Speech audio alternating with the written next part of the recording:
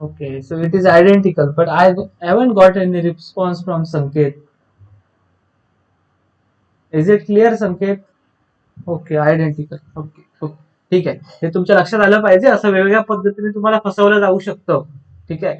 जरी अशी कंडिशन जरी असेल तरी पण त्याची ह्या, आता मला सांगा संकेत, ओके हे जर क्लिअर आहे तर आता जो मी हायलाइट केलेला आहे लूप त्याची कॉम्प्लेक्सिटी काय, टाइम कॉम्प्लेक्सिटी काय आहे सांगा पटकन. ना आपल्याकडे वेळ नाही एवढा उगाच छोट्या छोट्या गोष्टींवर वेळ घालवत बसायला. आता मी जो लूप हायलाइट केलाय स्क्रीनवर, ओके त्याची टाइम कॉम्प्लेक्सिटी काय आहे?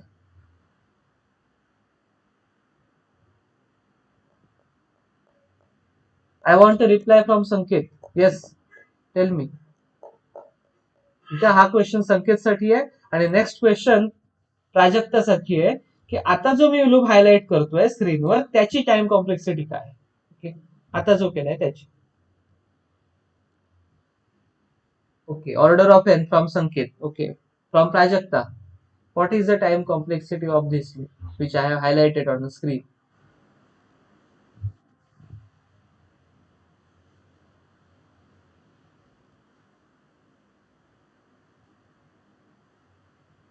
Sanket, can you tell me what is the time complexity of this loop?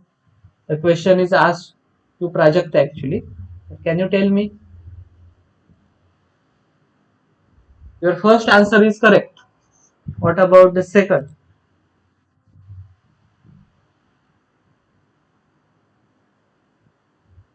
What is the time complexity of this particular loop? Siddesh, can you tell me?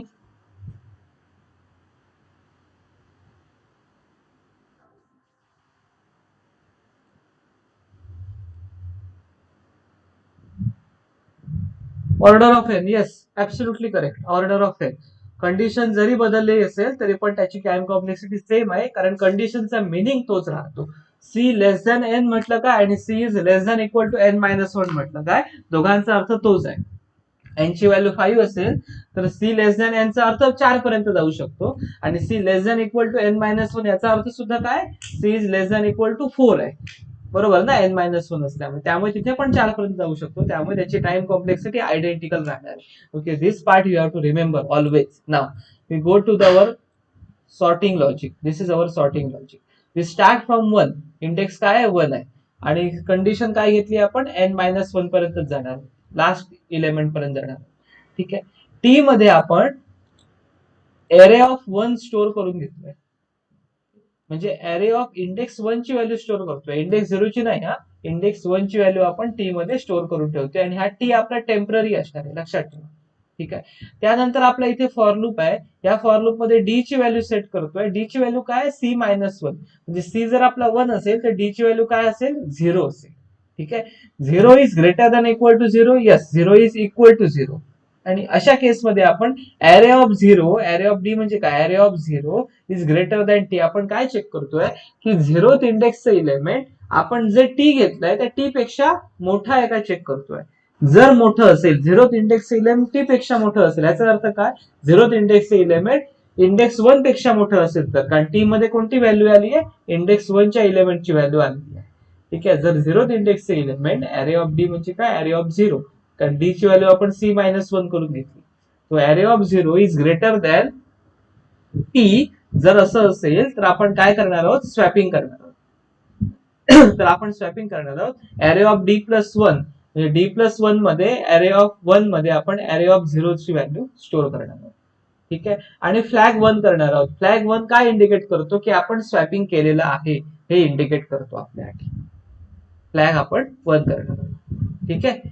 आणि जर असं होणार नसेल, जर तो ग्रेटर नसेल तर आपण कोणत्याही प्रकारचं स्वॅपिंग करणार नाही.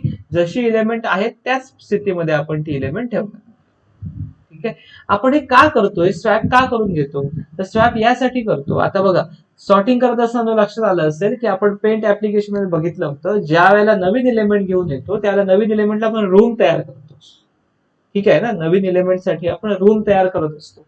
मग रूम तयार करतो याचा अर्थ का, तर रूम तयार करतो याचा अर्थ असा आहे की आपण इंडेक्स झिरोचे इलेमेंट इन्सर्ट करताना आपण रूम तयार करून देतो, मग इंडेक्स वनचे इलेमेंट इन्सर्ट करताना रूम करतो अँड सो ऑन. ठीक आहे. पेंट ऍप्लिकेशन मध्ये मगाशी आपण एक गोष्ट ट्राय करून बघितली होती, तुमच्या लक्षात आली असेल ती. आता परत एकदा आपल्याला रिवाइज करण्याची गरज आहे त्याला. ठीक आहे, आपण परत एकदा पेंट वर जाऊ आणि ती गोष्ट बघून घेऊ एकदा. तुम्हाला ह्या सगळ्या गोष्टी इझिली क्लिअर अप होऊन जातील. ठीक आहे, आपल्याकडे जी एलिमेंट्स होती समजा 15, त्यानंतर 8, 1, 4 अँड 16 लेट अस सपोज. आपण काय करत होतो, जे फर्स्ट एलिमेंट आहे ते बाय डिफॉल्ट सॉर्टेड एलिमेंट्स आपण कन्सिडर करत होतो, बाय डिफॉल्ट सॉर्टेड आहे. आणि त्यानंतरचं जे एलिमेंट आहे ते घेऊन येत असताना आपण कंपॅरिझन करत असतो. तर त्यानंतरचं एलिमेंट म्हणजे टी, म्हणून आपण टी ची व्हॅल्यू काय कुठून स्टार्ट करतोय, आपण अरे ऑफ 1 पासून, इंडेक्स 1 पासून ती व्हॅल्यू स्टार्ट करतोय. म्हणून इथे जो आपला डी होता बघा लूप मध्ये, ओके सॉरी, आउटर लूप मध्ये जो आपला सी होता, तो सी कुठे स्टार्ट होत होता, 1 ला स्टार्ट होत होता. आता सी 1 ला का स्टार्ट होत होता, कारण आपल्याला इंडेक्स 0चं एलिमेंट कम्पेअर करायचंच नाहीये. आपल्याला स्टार्ट कुठून करायचं, इंडेक्स 1 च्या एलिमेंट पासून स्टार्ट करायचं. बरोबर आहे, हे इंडायसेस आहेत त्या, तर आपल्याला इंडेक्स 1 पासून स्टार्ट करायचं आहे. इंडेक्स 1 पासून स्टार्ट करायचं आहे, तर आपल्याला कोणती व्हॅल्यू बघितली पाहिजे त्या अरेची, अरे ऑफ 1 व्हॅल्यू बघितली पाहिजे, अरे ऑफ 1 बघितली पाहिजे. ठीक आहे, ही व्हॅल्यू बघितली पाहिजे. आणि अरे ऑफ 1 बघायची असेल तर इथे काय आला पाहिजे, सी कुठून स्टार्ट झाला पाहिजे, 1 पासून स्टार्ट झाला पाहिजे. तर इथे अरे ऑफ सी ज्या वेळेला आपण घेऊ तो अरे ऑफ सी आपला 1 असेल, म्हणजे अरे ऑफ सी म्हणजेच अरे ऑफ 1 होईल. म्हणजे ती व्हॅल्यू आपल्याला टी मध्ये नेऊन ठेवता येईल, इथे ठेवता येईल टी मध्ये, ज्याची आपल्याला गरज आहे. ठीक आहे, तेव्हा आता तुम्हाला समजलं की सी चं स्टार्टिंग आपण 1 पासून का केलं ते. ठीक आहे, कारण आपल्याला झिरोथ इंडेक्स बघायचंच नव्हतं, आपल्याला इंडेक्स 1 पासून सुरुवात करायची होती. आणि ती जी व्हॅल्यू आहे, अरे ऑफ 1 ची जी व्हॅल्यू आहे ती आपण स्टोअर करून ठेवतो आपल्या, स्टोअर का करून ठेवतो आपण आपल्या, आपल्याला जर आपल्याला चेंज करावं लागलं, व्हॅल्यू जर आपल्याला बदलावी लागली, म्हणजे आपल्याला स्वॅपिंग करावं लागलं, तर स्वॅपिंग केल्यानंतर व्हॅल्यू आपल्याकडे राहिली पाहिजे, म्हणून आपण टी मध्ये स्टोअर करून ठेवतो. ठीक आहे, आणि टी मध्ये स्टोअर केलेली व्हॅल्यू जर स्वॅपिंग करावं लागलं, आता या केसमध्ये स्वॅपिंग करावं लागेल बघा आपल्याला, ज्यावेळेला 8 ला घेऊन येऊ त्यावेळेला आपल्याला स्वॅपिंग करावं लागेल, 8 मागे येईल आपला. म्हणजे कसं स्वॅपिंग करावं लागेल, तर इंडेक्स 0चे एलिमेंट आपल्याला पुढे न्यावं लागेल, इंडेक्स 0चे एलिमेंट आपण इथून काढून टाकणार, इथे आपलं इंडेक्स 15 येणार. ठीक आहे, आता इंडेक्स 0 आपला मोकळा झाला, रिकामा झाला, एम्प्टी झाला. मग इंडेक्स 0 ला कोणते एलिमेंट येणार आहे, तर 8 येणार आहे तुमचं. ठीक आहे, मग 8 कुठून येणार, तर 8 ह्या टी कडून येणार. आता क्लिअर झालं असेल तुम्हाला का आपण टी ला स्टोअर करून ठेवतो.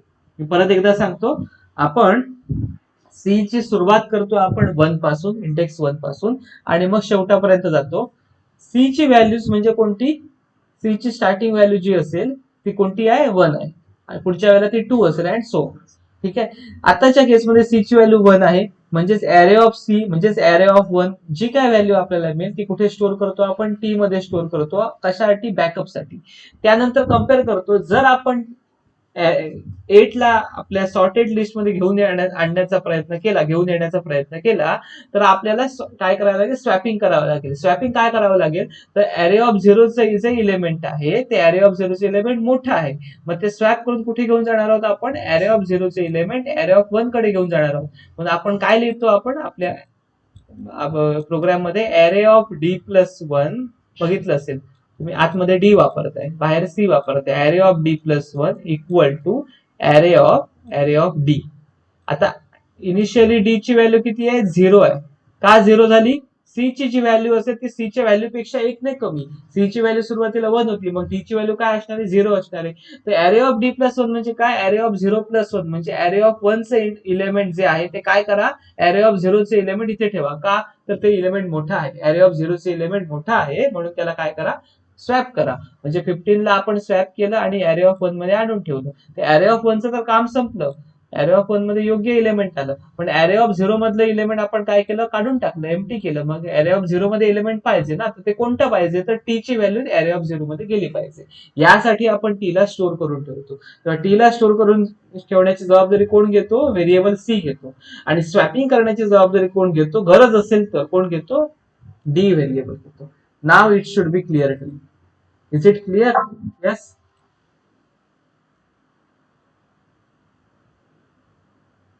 Everyone. Okay, very good, very good. Okay, same thing is done here. We are starting our C variable from 1. बाकी सगळ्या गोष्टी सेम आहेत. टी मध्ये त्या सी ची व्हॅल्यू स्टोअर करून ठेवतो. त्यामध्ये डी ला स्टार्ट करताना आपण सी पेक्षा एका कमी व्हॅल्यूने स्टार्ट करतो. समजा सी 2 असेल तर डी कुठे स्टार्ट होईल? 1 पासून स्टार्ट होईल. ठीक आहे, हेच समजून घ्यायचं आहे तुम्हाला. आणि मग काय करू, डी जोपर्यंत 0 पेक्षा मोठा असेल तोपर्यंत आपण काम करत राहू. आणि जर स्वॅपिंग केलं तर आपण फ्लॅग 1 करू, अदरवाईज फ्लॅग 1 करण्याची गरज नाही. Okay, else we are breaking. If flag is 1, जर फ्लॅग 1 असेल तर अरे ऑफ डी प्लस 1, ज्या वेळेला आपण बाहेर पडतोय त्यावेळेला अरेची डी ची व्हॅल्यू काय झालेली असणार आहे? ज्या वेळेला बाहेर पडतो त्यावेळेला. बघा कधी आपली कंडिशन फॉल्स होणार बघा. ज्या वेळेला डी ची व्हॅल्यू 0 पेक्षा मोठी असेल किंवा डी ची व्हॅल्यू 0 इतकी असेल तोपर्यंत आपण लूप मध्ये आहोत. डी ची व्हॅल्यू 0 असेल किंवा 0 पेक्षा मोठी असेल त्यावेळेला लूप मध्ये आहोत. डी ची व्हॅल्यू 0 पेक्षा कमी होईल म्हणजे -1 होईल. 0 पेक्षा कमी म्हणजे -1. ज्या वेळेला -1 होईल त्यावेळेला आपण लूपच्या बाहेर पडणार आहोत. ज्या वेळेला लूपच्या बाहेर पडलो आपण, म्हणजे फॉर लूपच्या बाहेर पडलो, त्यावेळेला जर फ्लॅगची व्हॅल्यू 1 असेल म्हणजे आपला जर फ्लॅग ट्रू झालेला असेल, ओके, ट्रू झालेला असेल, ट्रू होणं, फ्लॅग ट्रू होणं याचाच अर्थ काय की आपण स्वॅपिंग केलेलं आहे. आणि जर आपण स्वॅपिंग केलेलं असेल तर बाहेर पडताना डी ची व्हॅल्यू काय होती? -1 होती. मग आपल्याला कोणत्या ठिकाणी टी ची व्हॅल्यू ठेवायची आहे? इंडेक्स 0च्या ठिकाणी ठेवायचे. मग -1 + 1 काय होणार आहे? 0. अरे ऑफ 0 इक्वल टू टी. आता का केलं समजलं तुम्हाला? Array of D plus 1 equal to T हे का लिहितो आपण ते लक्षात आलं असेल तुमच्या. ठीक आहे, कारण ज्या वेळेला बाहेर पडतो त्यावेळेला डी ची व्हॅल्यू -1 होऊन बाहेर पडते, अदरवाईज ती कंडिशन ट्रू होणार नाही. ओके, इथे बाहेर पडताना आपण कधी ट्रू होणार आहे कंडिशन? ही कंडिशन फॉल्स कधी होणार आहे? ज्यावेळेला डी ची व्हॅल्यू -1 होणार आहे. 0 असताना ती फॉल्स होत नाही. -1 झाली की ती फॉल्स झाली. फॉल्स झाली की आपण बाहेर पडलो की आपल्याला डी ची -1 व्हॅल्यू मिळते. परंतु त्या टी ची व्हॅल्यू जी बाजूला करून ठेवलेली आहे आपण आधीच, टी ची व्हॅल्यू कुठे ठेवायची आहे? इंडेक्स 0 मध्ये ठेवायची आहे. जर आपण अरे ऑफ डी लिहिलं तर अरे ऑफ -1 होईल, चालणार नाही. अरे ऑफ 0 व्हायला हवं म्हणून +1 करावं लागतं आपल्याला. D plus 1 equal to array of D plus 1 equal to, म्हणजे इंडेक्स 0 चे एलिमेंट तुम्ही काय करा? टी बनवा. टी ची जी व्हॅल्यू असेल ती इंडेक्स 0 मध्ये आणून स्टोअर करा. Remaining part is very easy, जे आता आपण पेंटवर बघितलं. Is it clear? This part is clear. This is crucial thing. Array of D plus 1 equal to T का करायचं हेच समजत नाही. डिग्री झालेल्या मुलांना पण समजत नाही. आणि तो ऍक्च्युअली कोर पार्ट आहे आपल्या इन्सर्शन सॉर्टचा. Very good, very good. What you can do is, तुम्ही एकदा परत तो अल्गोरिदम गो थ्रू करा घरी बसून. ठीक आहे, तुम्हाला मी शेअर करतो. त्या दोन्ही ज्या लिंक्स आहेत, वेब लिंक्स, त्या मी परत शेअर करतो. ज्यांच्याकडे सिस्टीम आहे त्याने रन करून बघा. सिस्टीम नसेल तरी पण अंडरस्टँड करा. सिस्टीम असणं किंवा नसणं हे तितकं महत्वाचं नाही. What is your understanding, that is very important. ठीक आहे, अदरवाईज ते टायपिस्टचं काम होईल सिस्टीमवर टाईप करून, ते आपल्याला टाळायचं आहे. So output is also given. Enter number of elements here. Okay, then they have given unsorted data, then this is a sorted list. Okay, you can also download the program also. एवढं तुमच्यासाठी करून दिलंय, download सुद्धा करू शकता तुम्ही programme. So that part is typing work. The concept should be understood. ठीक आहे, हा पार्ट तुम्हाला समजला पाहिजे. So best case complexity of insertion sort is O of n. Average case and worst case complexity is order of n square. आता order of N म्हटलंय त्याने. काही केसेसमध्ये order of N log N पण असते, जसं मी आता तुम्हाला सांगितलं. ठीक आहे, सुरुवातीलाच सांगितलं insertion. So insertion sort is somewhat superior as compare to bubble sort as well as selection sort. But it is not always, it depends. Okay, now we will go to a selection sort part.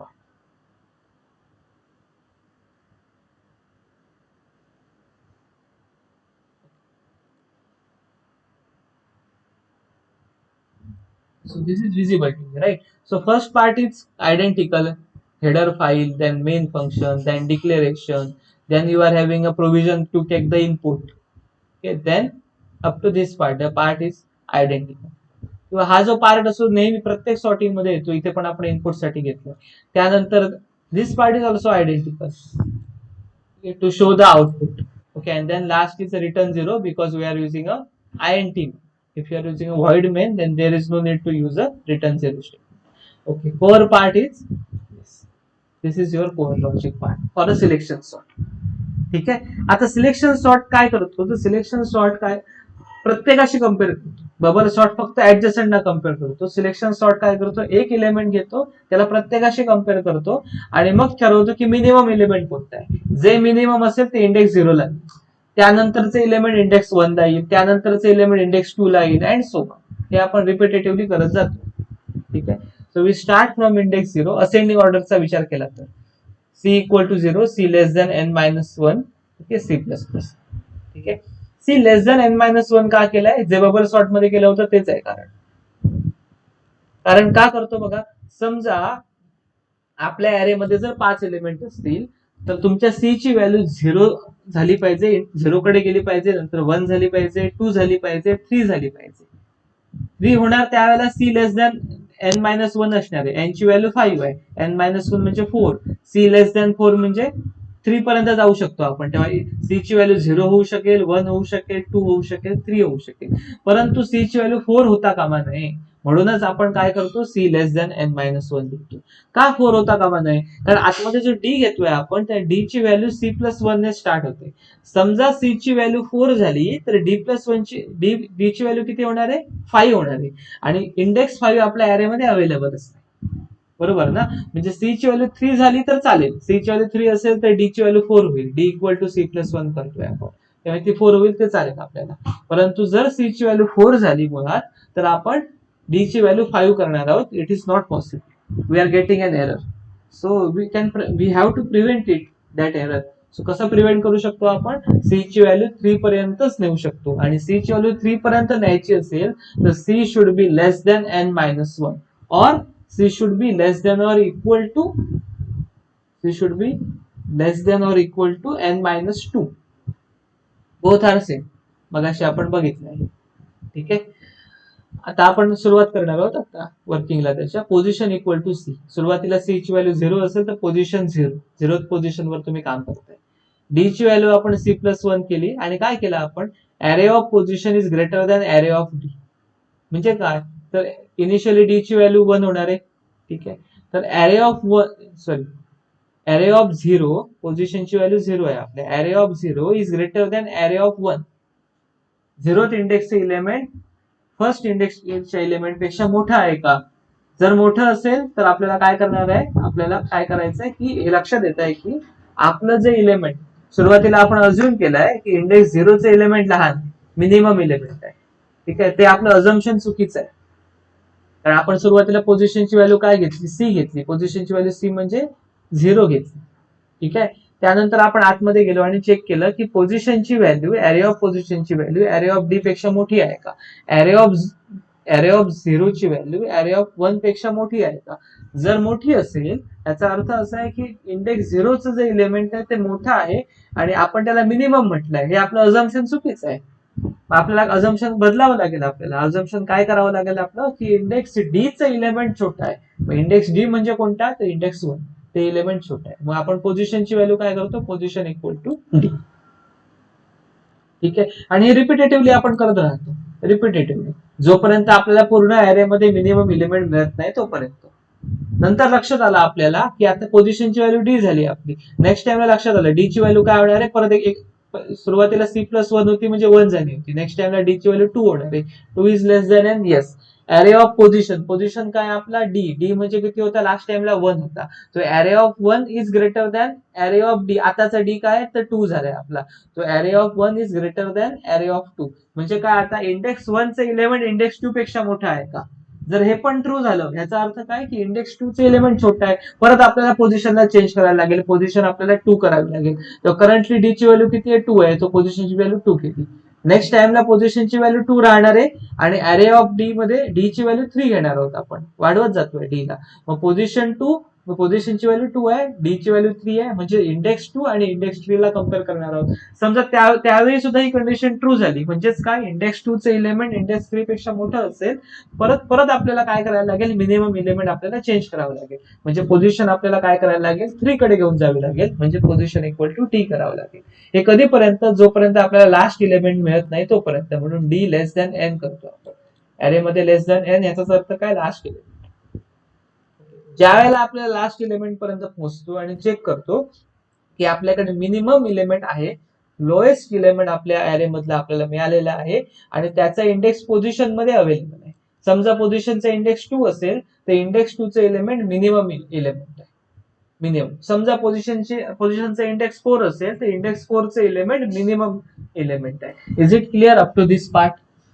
कसं element minimum element काढायचं ते?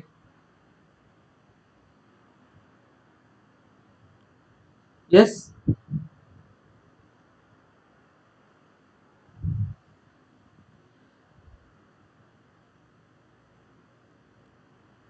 Okay. So I will show you graphically also so that it will be clear to you.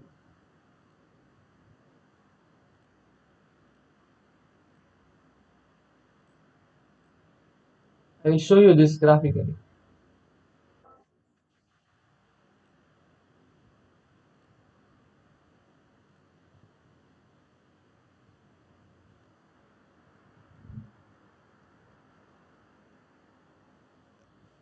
ठीक आहे.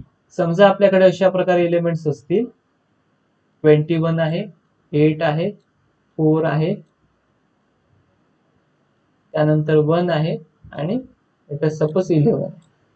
ठीक आहे. तर सुरुवातीला assume काय करतो आपण, 21 इज माय मिनिमम इलेमेंट. पोझिशनची व्हॅल्यू आपण इंडेक्स 0 करतो सुरुवातीला. त्यानंतर आपण 21 मिनिमम घेतलं सुरुवातीला, मिनिमम म्हणजेच पोझिशन पोझिशन पोझिशन कुठे आली, इंडेक्स 0 कडे आली. दर द इंडायसेस. त्यानंतर लक्षात आलं पुढे गेल्यानंतर की पोझिशनची व्हॅल्यू 1 असली पाहिजे कारण 8 इज मोर मिनिमम. त्यानंतर लक्षात आलं की पोझिशनची व्हॅल्यू 2 असली पाहिजे कारण 4 इज मिनिमम व्हॅल्यू. त्यानंतर लक्षात आलं आपल्या की पोझिशनची व्हॅल्यू 3 असली पाहिजे because value 1 is minimum. Index 3 कडे जी व्हॅल्यू 1 आहे ती मिनिमम व्हॅल्यू आहे. ठीक आहे. आणि अजून अपडेट होणार का, तर अजून अपडेट होणार नाही. त्या सुरुवातीला आपली पोझिशन 0 होती, मग 1 झाली, बट आपण अपडेट केली, त्यानंतर आपली 2 झाली आणि शेवटी आपली पोझिशन काय झाली, 3 झाली.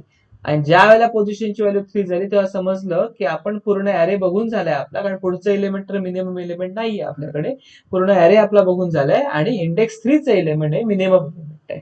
मग इंडेक्स 3 चं एलिमेंट जर मिनिमम एलिमेंट आहे तर त्याची खरी पोझिशन कोणती असली पाहिजे, इंडेक्स इथे आलं पाहिजे. ते we have to swap it. ते इलेमेंट इथे आलं पाहिजे आणि हे जे इलेमेंट आपण बघितलंय ते इकडे गेलं पाहिजे. म्हणजेच काय करणार आहोत आपण, पोझिशन दाखवलेला इंडेक्स म्हणजे जो 3 आहे या केसमध्ये आणि इंडेक्स 0 या दोघांना काय करणार आहोत, स्वॅप करणार. इंडेक्स 0 चे इलेमेंट आणि पोझिशनने दाखवलेले इलेमेंट यांना आपण स्वॅप करणार आहोत. स्वॅपिंग केल्यानंतर आपल्याला 1 ते 8 राहील, ते 4 येईल, इथे 21 येईल आणि इथे 11 येईल. हे झाल्यानंतर आपण एका इलेमेंटची जागा फिक्स केली, म्हणजेच इंडेक्स 0 ची जागा आपण फिक्स केली. त्याच्यामध्ये अजून आता चेंजेस होऊच शकत नाही. There are no changes as far as index 0 is consider. It is correctly fixed और correctly positioned in a selection sort. Now we start from index 1, म्हणजे पोझिशनची व्हॅल्यू आपण 1 पासून सुरुवात करणार आहोत आणि परत क्लेम करणार. सुरुवातीला अजम्पशन घेणार की इंडेक्स 1 चं एलिमेंट हे मिनिमम एलिमेंट आहे उरलेल्या सर्व एलिमेंट मध्ये. उरलेल्या सर्व एलिमेंट मध्ये, आम्ही काय म्हणतोय लक्षात घ्या, उरलेल्या सर्व एलिमेंट मध्ये इंडेक्स 1 चं एलिमेंट काय मिनिमम आहे म्हणून ते इथे ठेवलंय आपण. नंतर तो क्लेम आपला चुकीचा असेल तर आपल्याला समजणार कम्पॅरिझन केल्यानंतर तो चुकीचाच आहे कारण इंडेक्स 2 चे एलिमेंट मिनिमम एलिमेंट आहे. नेक्स्ट टाइमला आपल्याला याला स्वॅप करावं लागेल, या दोन एलिमेंट्सना स्वॅप करावं लागेल. Okay, in this way this particular selection sort is processed. Now it should be clear. If it is not clear last time, now it should be clear because I have explained you diagrammatically. Same thing is we are doing it. ठीक आहे, हेच काम आपण करतो. जर होत असेल position is not equal to C, आता हे काय चेक करतो बघा, पोझिशन जर पोझिशनची व्हॅल्यू जी आपण सुरुवातीला कन्सिडर केलेली व्हॅल्यू होती, पोझिशनची व्हॅल्यू सुरुवातीला सी म्हणजे 0 घेतली होती, 0 इंडेक्स एलिमेंट आहे, मिनिमम एलिमेंट आहे असं आपण अज्युम केलं होतं. जर पोझिशनची व्हॅल्यू तीच राहिली तर कोणत्याही प्रकारे आपण काय केलं नाही, आपल्याला कोणताही नवीन एलिमेंट मिळालेलं नाही, नवीन मिनिमम एलिमेंट मिळालेलं नाही.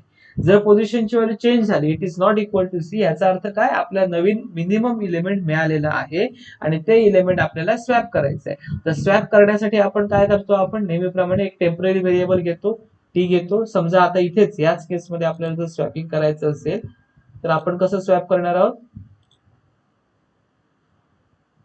तर आपल्याला स्वॅप करत असताना आता पेंट मध्ये परत एकदा बघूया आपण कशा पद्धतीने स्वॅप करणार आहोत.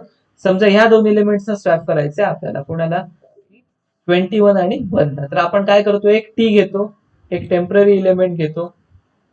आता हे कसं स्वॅप करायचं तुम्हाला सांगितलंय. 21 ही व्हॅल्यू टी मध्ये टाकतो, म्हणजे इंडेक्स 0 ची व्हॅल्यू टी मध्ये घेऊन जातो. ओके. इंडेक्स 3 ची व्हॅल्यू म्हणजे पोझिशनची व्हॅल्यू इंडेक्स 0 मध्ये घेऊन येतो. ठीक आहे. त्यानंतर टी ची व्हॅल्यू इंडेक्स 3 मध्ये घेऊन ठेवतो. We have to perform these 3 steps. Okay, always for us swapping we have to perform these 3 steps in the correct order. Otherwise swapping is not possible. You know about it. दरवेळेला आपल्याला करावं लागतं याच पद्धतीने swapping. तेच इथे केलेलं आहे. T equal to array of C. C मध्ये 0 होती value, 0th index element T मध्ये ठेवलं. 0th इंडेक्स मध्ये पोझिशन समजा 3 असेल, इंडेक्स 3 असेल तर इंडेक्स 3 चं एलिमेंट 0th इंडेक्स मध्ये घेऊन आलो आणि मग टी मध्ये असलेली जी व्हॅल्यू स्टोअर केली होती ती इंडेक्स 3 मध्ये घेऊन आलो. So that swapping can be perform. So is it clear? Go through this code once. I will give 2 minutes. If you have any doubt, you can ask me right now.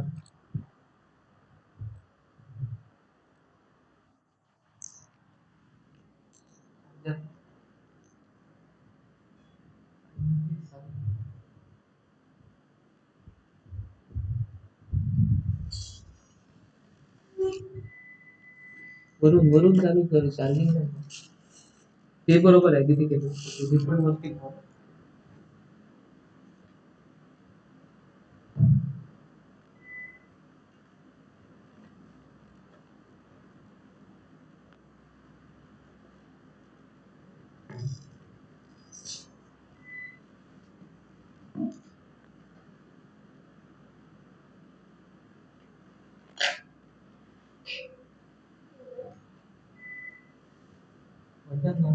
इथे नाही ना, उपयोग नाही.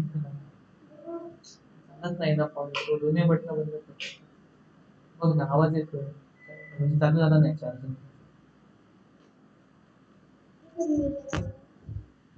चालू आता मी चालू.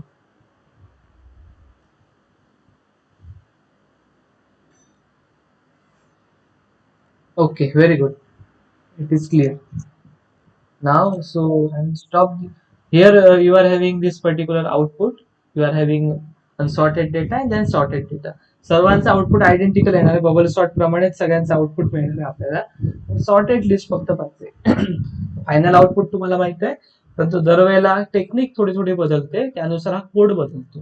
हेच महत्वाचं आहे. आउटपुट दाखवायची पद्धत, इनपुट हे सगळं identical. So now you can complete this. If you want, you can write down this code also in your lab manual. ठीक आहे. तर तुम्हाला फक्त कोड लिहायचे आणि मला वाटत नाही हा कोड लिहायला हार्डली 10 मिनिटं लागतील. त्याच्यामुळे सॉर्टिंगचे सुद्धा प्रोग्राम्स तुम्ही लगेच कम्प्लीट करू शकता, तुमचं लॅब मॅन्युअल कम्प्लीट करू शकता. If you want to write, okay, within 1 or 2 hours you can write all sorting programs. Important thing is this code only. To write this code you require hardly 10 minutes. Understanding साठी कदाचित अर्धा तास लागेल, पण लिहिण्यासाठी 5 ते 10 मिनिटं लागतील. तुम्ही तुमच्या लॅब मॅन्युअल मध्ये सॉर्टिंगचा पार्ट कम्प्लीट करू शकता. मी ऑलरेडी सांगितलंय प्रायोरिटीवर काय कम्प्लीट करायचं आहे, परंतु बाकीचे पार्ट सुद्धा कम्प्लीट करण्याचा प्रयत्न करा. As and well it is possible to you, so that your work get over early. लवकरात लवकर तुमचं कम्प्लिशन होऊन जाईल. ठीक आहे. एखादा क्वेश्चन राहिला तरी चालेल सिलेक्शन सॉर्टवरचा, परंतु तुमच्या लॅब मॅन्युअल मध्ये कोड आला पाहिजे, हा प्रोग्राम आला पाहिजे. ठीक आहे. तसंच इन्सर्शन सॉर्टचा प्रोग्राम आला पाहिजे, बबल सॉर्टचा प्रोग्राम आला पाहिजे, and so that is more important. Okay, so now I will share both the links. I will share both the links on your WhatsApp group.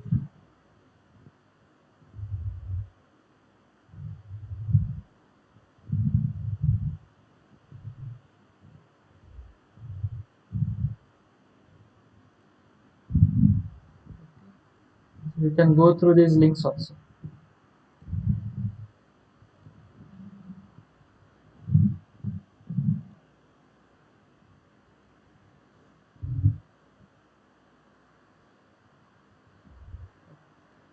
And time to time you mark the attendance.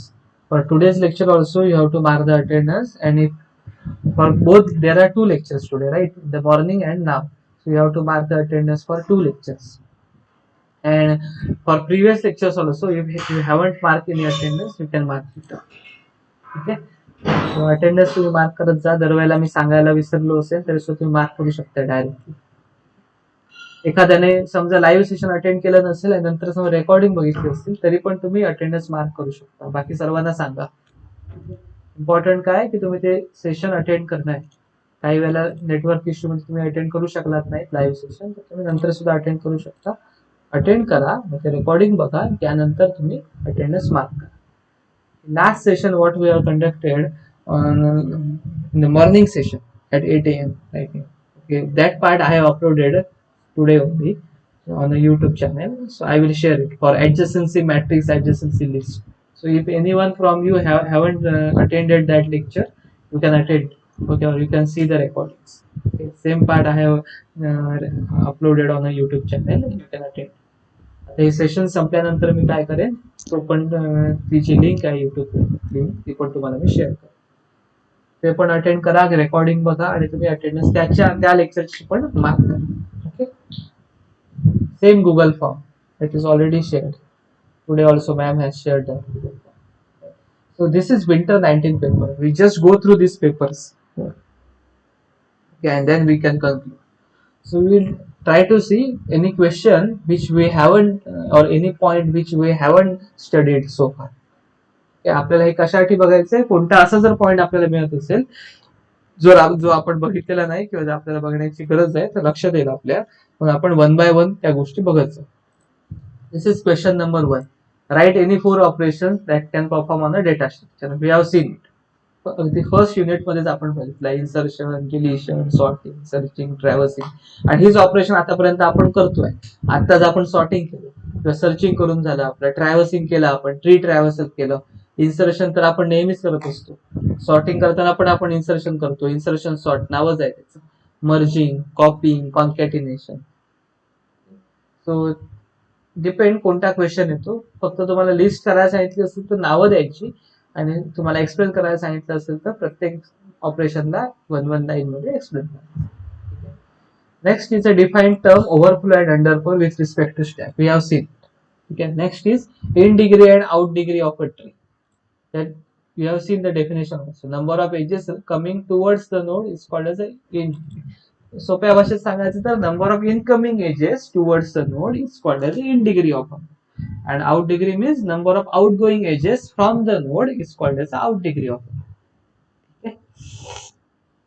नेहमी ज्या वेळेला तुम्ही descriptive क्वेश्चनचा answer देता त्याला तुम्हाला in degree of a node लिहायचं असेल तर बी ची इन डिग्री लिहिताना तुम्हाला इथे तुम्ही बघू शकता बी ची डिग्री इन डिग्री किती आहे 1 आहे, आणि डी साठी जर लिहायची असेल आउट डिग्री तर ती 2 आहे. तुम्ही डायग्राम काढला पाहिजे, डायग्राम काढूनच त्याचा आन्सर एक्सप्लेन केला पाहिजे. परंतु आता तुमची एक्झाम ऑनलाईन होत असल्यामुळे तुम्हाला अशा पद्धतीने डिस्क्राईब पण करायचं नाही. तुम्हाला काय केलं जाईल, एखादी फिगर दिली जाईल, या पद्धतीने एखादी फिगर दिली जाईल. आता एमसीक्यू मध्ये काय येऊ शकेल ते पण बघू आपण, कारण हे जे पेपर सोल्युशन आहे ज्यामध्ये थिअरी पेपर असायचे. आता कोविडमुळे तुम्ही एमसीक्यू बेस्ड एक्झाम देत, त्यामुळे तुम्हाला काय विचारलं जाऊ शकेल, तर एक डायग्राम दिला जाईल आणि डायग्राम मध्ये विचारलं जाईल what is in degree of node C, what is out degree of node F. Anyone from you can you tell me what is in degree of node C. Yes, असे question आता विचारले जाणार आहेत. Pattern बदलला एक्झामचा. आता तुम्हाला figure दिली जाईल आणि त्याची इन डिग्री विचारली जाईल. डेफिनेशन नाही विचारणार तुम्हाला. Okay, in degree of node C is 1. Perfect. Okay, node C. And what is out degree of node F. Deepika तुम्ही सांगू नका. What is out degree of node F. Siddhi, मला सिद्धीकडून आन्सर अपेक्षित आहे, सांगा पटकन. एमसीक्यू आहे म्हणून सोपं नसतं. एमसीक्यू आहे तेव्हा अंडरस्टँड झालं पाहिजे, विचार करावा लागतो एमसीक्यू मध्ये. What is out degree of node F. This is my question.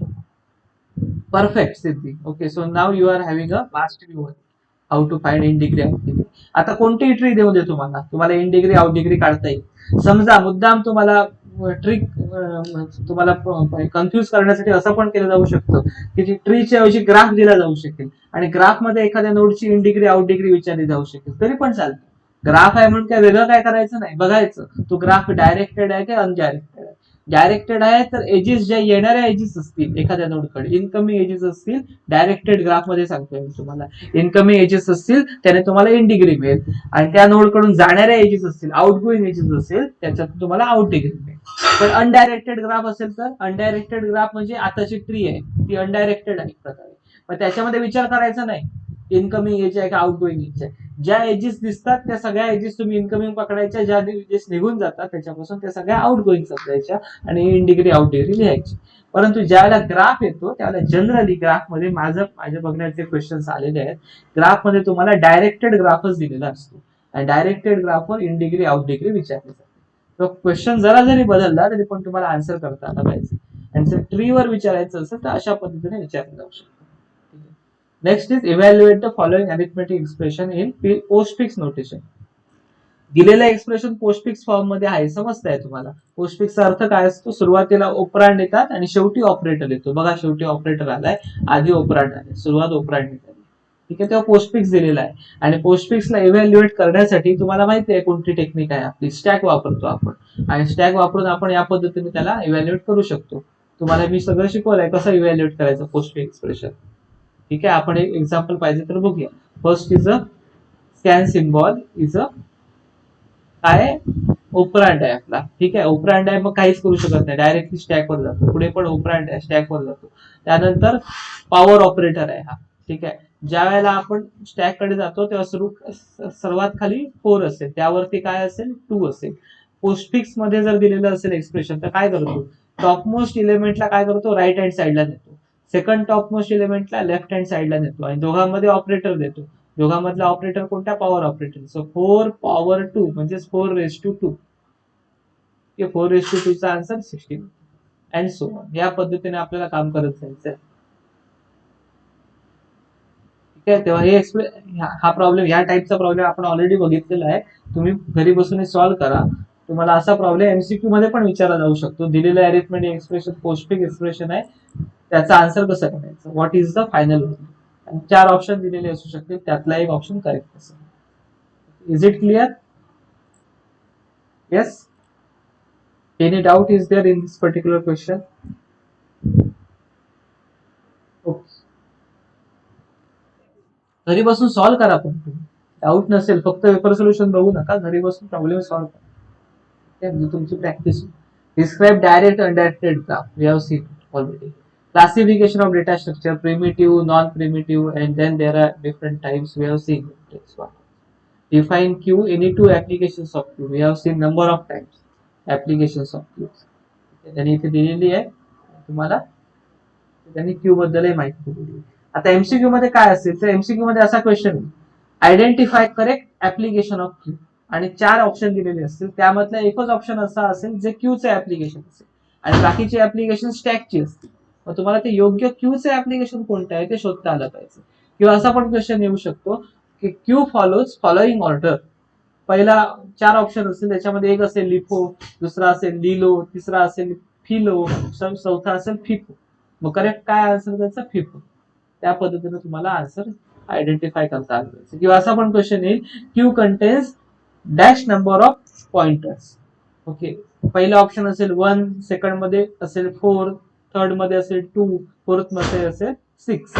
Correct answer काय, ऑप्शन नंबर 3, ज्याच्यामध्ये काय number of pointers are 2, front and rear. किंवा पॉइंटरचे नाव विचारले जाऊ शकतील एमसीक्यू मध्ये. So this type of varieties available. ठीक आहे. Next is sort the following number by using radix sort, we have seen it how to sort it. आता असा क्वेश्चन येणार नाही एमसीक्यू बेस्ड, हा थिओरिटिकल क्वेश्चन. ठीक आहे, मग रॅडिक्स सॉर्ट वर असा क्वेश्चन येऊ शकेल, what is the time complexity of radix sort. म्हणजे तुम्ही बघून ठेवली पाहिजे, what is the time complexity of radix sort. D into log of K plus D, that is a complexity. But तुम्ही काय करा, तुम्ही थोडंसं सर्च करा यावर, थोडासा होमवर्क करा. What is the time complexity of every sorting algorithm. Bubble, insertion, selection आपल्या सगळ्यांना माहिती, ऑर्डर ऑफ एन स्क्वेअर. परंतु त्याच्या व्यतिरिक्त रॅडिक्स आणि तुम्ही काय शिकलात सांगा, मर्ज सॉर्ट शिकला. करेक्ट, ते करिक्युलम मध्ये आहे तुम्हाला, त्याच्यावर प्रॉब्लेम तुम्हाला विचारला नाहीये डायरेक्टली, पण फक्त माहितीसाठी आहे ते. मग त्याच्या कॉम्प्लेक्सिटी काढून ठेवा. तुम्ही एक चार्ट बनवा सॉर्टिंग अल्गोरिदमच्या कॉम्प्लेक्सिटी, बेस्ट केस मध्ये काय, वर्स्ट केस मध्ये काय, तसंच लिनियर सर्च, बायनरी सर्चची कॉम्प्लेक्सिटी, बेस्ट केस मध्ये काय, वर्स्ट केस मध्ये काय, त्याच्यावर नक्की क्वेश्चन विचारला जाऊ शकतो. What is the time complexity of bubble sort in best case और bubble sort in worst case. ठीक आहे, असे क्वेश्चन तुम्हाला एमसीक्यू बेस म्हणून विचारले जाऊ शकतात. तुम्ही एक असं काम करू शकता, गुगलमध्ये सर्च करून complex sorting algorithm time complexity MCQ असं जरी टाकलं तरी पण तुम्हाला मिळतील असे क्वेश्चन. ते सॉल्व्ह करायचा प्रयत्न करा आणि एक चार्ट बनवा त्याचा, दॅट इज सफिशियंट. त्या चार्टमध्ये सगळ्या प्रकारच्या कॉम्प्लेक्सिटी लिहिलेल्या असतील. ठीक आहे, in that way you can perform. ठीक आहे, next is algorithm to insert a node at the beginning. Okay, I will give you okay how to perform this algorithm. Okay, यासाठी मी तुम्हाला सांगेन. हा एक क्वेश्चन आपल्याला बघायचा आहे. असा क्वेश्चन एमसीक्यू बेस येणार नाहीये तरी पण आपल्याला बघायचं आहे, आपल्याला माहिती असलं पाहिजे. You will see concept of circular cube, we have seen it, okay, along with its name. Binary search tree कशी ड्रॉ करायची हे पण आपण बघितलंय. असा क्वेश्चन तुम्हाला एमसीक्यू बेस पण येऊ शकतो, तुम्हाला सांगितलंय लास्ट टाइमला how to draw BST. Then explain time and space complexity, we have seen it number of time. आता एवढं डिटेल मध्ये काय गरज नाही, पण तू वाचून ठेवलं पाहिजे. याच्यावर तुम्हाला एमसीक्यू विचारला जाऊ शकेल. कोणकोणते स्पेस असतात, instruction space, environmental stack, data space. They can ask some question based on this theory points. And construct the infix to postfix convert. Okay, this is also we have seen it in detail. Write a C program to search a particular in a linear search. Okay, this question will not be asked in a MCQ. MCQ मध्ये असा question विचारला जाऊ शकतो, तुम्हाला माहिती आहे. मग linear सर्चची complexity विचारली जाऊ शकते. त्यामुळे आता कॉम्प्लेक्सिटीला जास्त महत्व आहे, कारण एमसीक्यू क्वेश्चन आहे. तेव्हा चार्ट बनवाच तुम्ही सगळ्या प्रकारच्या कॉम्प्लेक्सिटीसाठी. तुम्हाला सी प्रोग्राम विचारला जाऊ शकत नाही, त्याऐवजी लिनियर सर्चवर तो क्वेश्चन विचारला जाऊ शकतो. Next is expression tree. We have seen it how to generate a expression tree और how to draw expression tree. You can practice this things. यावर क्वेश्चन येऊ शकतो. एक्सप्रेशन दिलेलं असेल आणि 4 ऑप्शन दिले जातील आणि त्यामध्ये एकच ट्री योग्य ट्री असेल. मग तो करेक्ट ऑप्शन तुम्हाला निवडता आला पाहिजे, म्हणजे तुम्हाला ते ड्रॉ करता आले पाहिजे. ठीक आहे, मग तुम्ही थोडी प्रॅक्टिस करा. आपण ऑलरेडी बघितलं एक्सप्रेशन ट्री कशा जनरेट करायच्या, कशा पद्धतीने काम करायचं. ठीक आहे, तुम्ही प्रॅक्टिस केल्यानंतर लक्षात येईल की एखादा क्वेश्चन तुम्हाला करता येणार नाही, मग तुम्ही घेऊन या क्वेश्चन, मग आपल्याला डिस्कस करता येईल. ठीक आहे, मी सगळे क्वेश्चन सोडून काहीच फायदा नाही. You have to go through it and give me some question which is more complicated, more difficult. We try to solve it. Then this is position of binary. Okay, binary search. See, tree and graph. Difference between tree and graph.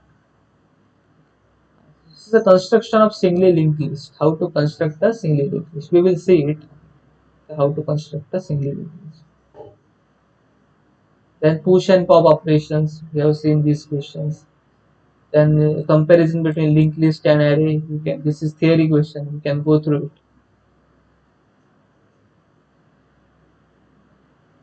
This will not be asked in MCQ. C program to insert element in queue and delete the element from the queue. But practically we have seen how to perform this particular. Then this question we have seen it. We have given with graph and then there are some questions based on that graph. In the last session only we have seen this part. Search a node in a linked list. So linked list practical मी एक तुम्हाला share करतो यानंतर. त्यामध्ये तुम्ही या सगळ्या गोष्टी तुम्हाला मिळून जातील. सिलेक्शन सॉर्ट आपण बघितलंय, या आधी पण बघितलंय. रिकर्जन युझिंग स्टॅक आपण बघितलंय. Concept of recursion, power of N बघितलंय. This is again for a singly linked list. So overall we have covered every point which is asked in a paper solution. Still, if you are feeling some point which you may find some difficulties, we will discuss it. Okay? तर आता last session झालंय आपलं. ते last session मी तुम्हाला त्याची link मी तुम्हाला पाठवतो. युट्यूबवर मी अपलोड केलाय. त्याबरोबर आजचं सेशन जे आहे ते पण मी अपलोड करतो युट्यूबवर. त्याची सुद्धा तुम्हाला लिंक थोड्या